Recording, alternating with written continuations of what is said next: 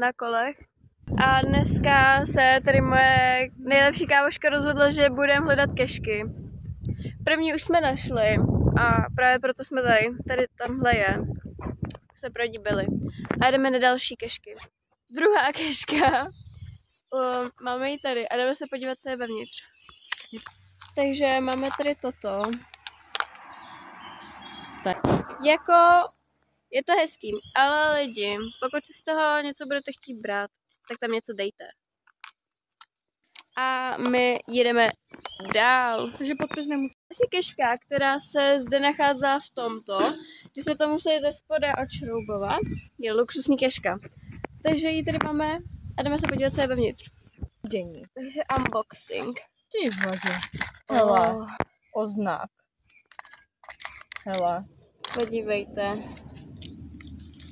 Jdeme podepsat a jedeme do další kešku. Další keška. Let's go. Jsme tady u hospůdky a asi se jdeme dát limčů. Bye. Kde máte duš? Vezmete boxík. Právo. Vezmete boxík a dáte tam ten toast. A máte ukrojeno. Lifehack. Že my jsme tady takhle chvilku máme pauzu. Byli jsme u Vietnamců. Jsme asi v Horní Lipchavě. Jo, jsme v Horní Lipchavě. Takhle tady sedíme. A koupili jsme něco na ochutnávku, tady tu věc. Absolutně nemám šajná, co to je. Ale viděli jsme to nejenom v videu. A obě dvě jsme se shodli, že to chceme prostě ochutnat.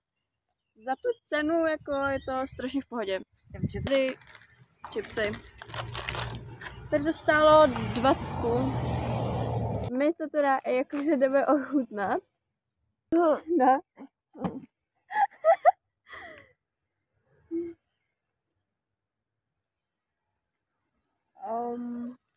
Tak kuře nějaký.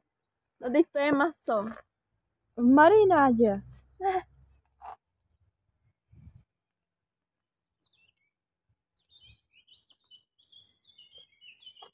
Trošku zklamání. Nemá se to vařit? Tak spíš pálí. No to nepálí, ale... No to spíš pálí, já to mám v krku. Chutná ti to? No, tak kolik tomu dáváš? 0. Nějak. Spravit chuť křupkama, protože tam to bylo fakt odporný. Takže máme tady ty. I love it. I love it.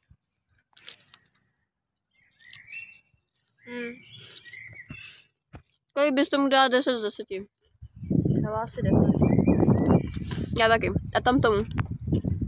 0. Já půlku bodu.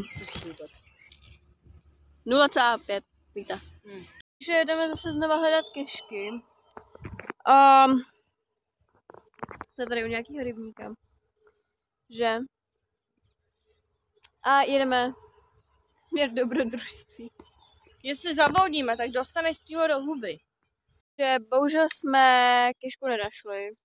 A to jsme bloudili tady takhle lesem. A nikde nic. Že? Takže jedeme na cyklo. Tamhle je cyklostezka. Říká, jak vyníst kopec s kolem.